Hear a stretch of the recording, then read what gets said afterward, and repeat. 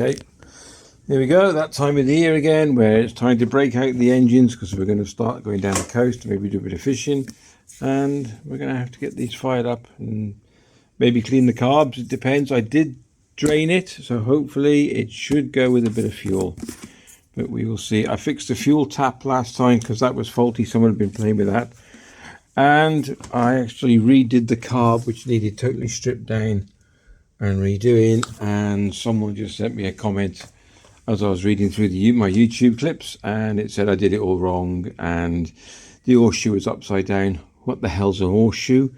And something else, and the seal was missing.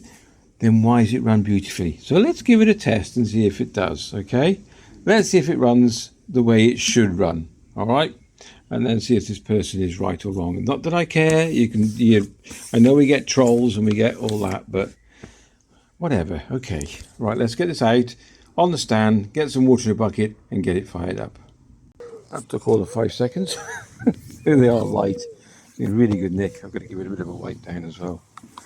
But there you go. Okay, let's get some fuel, get some water in the bottom. How far do you have to come up for that? Just on the vents there.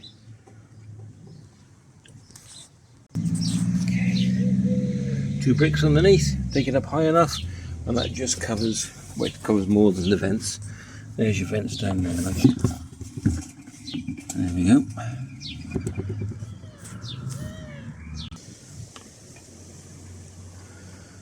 Pop some fuel in. Oops. Don't need much.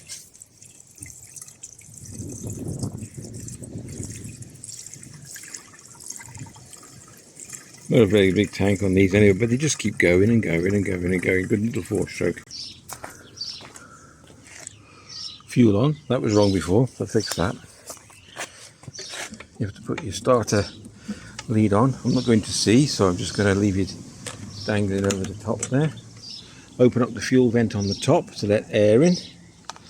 Pull the choke out. Probably need a little bit for this one. It hasn't been started for 6 months. Make sure it's in neutral. We only have forward drive on this. If you want it to go reverse, you have to do 190 degrees turn. So you push the engine right around 190 degrees. Let's find a tripod and see if she works.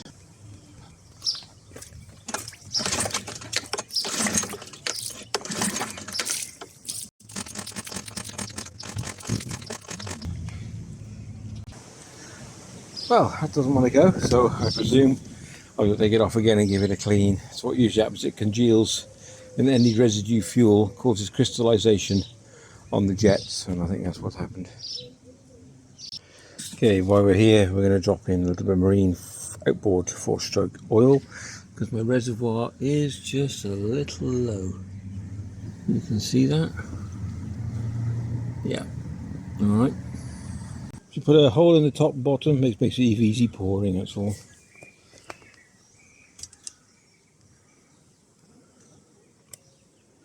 Not going to need too much in there.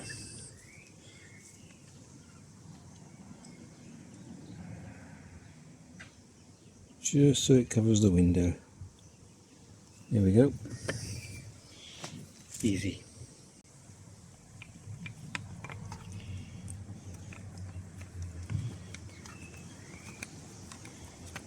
Okay, take 2 in a second. Strip the carb down. Float chamber, the little needle inside that's stuck on the float chamber. This is all in the previous video I've done already, stripping this carb down. Don't want to do too many times, we'll get bored of it. And also the jet was blocked as well. Fuel taps the right way round. That's what it should be on, I believe. Did I do that right? I'll soon tell. You just take this lead off and then, hold on, I think it's that way. That's it. Remember, this is quite confusing. So this, when it shows you on the picture, it shows you the big lever over that way, but that's right. Because when you lift the fuel up, it fills the tank up. Okay, I did that right. Put the tank back on, try and fire it up. And there was a load of crystals in the bottom of the float chamber as well. Cleaned all that out, done all that. Let's see if it fires. Get you back on.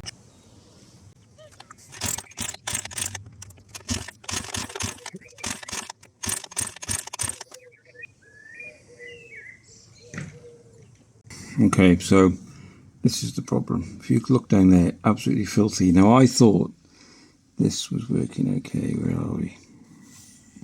I guess in shot.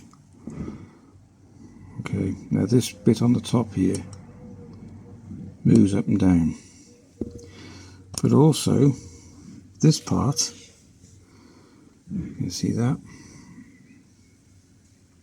fits in that shaft.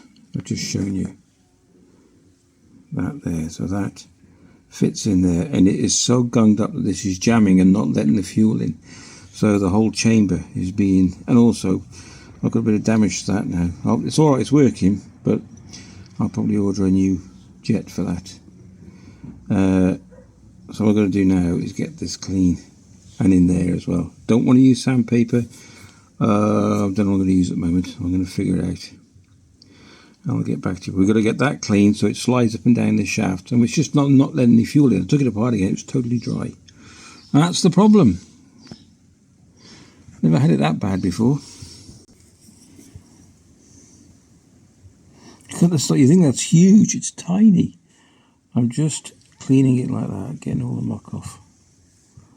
You can see how much, you don't realise until you look up closely how much gunk's on here. Now I can't see, so I'm trying to film this and do it at the same time, which is not, it's not the easiest thing to do. I want to get right around the edge, and that on the end, you see, that on the end is a rubber.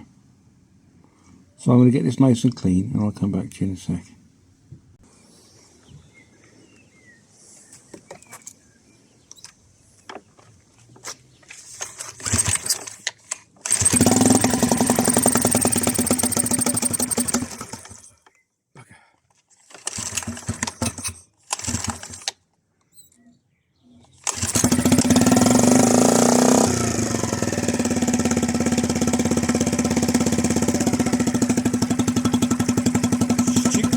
Float chamber.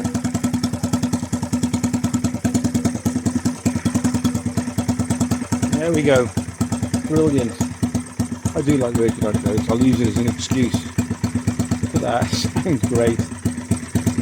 There we go. If you enjoyed the video, please give it a thumbs up or a like. That would be great, and we will definitely catch you in the next one. So yeah, regularly start them. That's fine. Regularly start them, regularly service them, and they will keep running forever. I mean, I've had it a few years now, so I'm not really bothered. I quite like the out tinkering. Take care.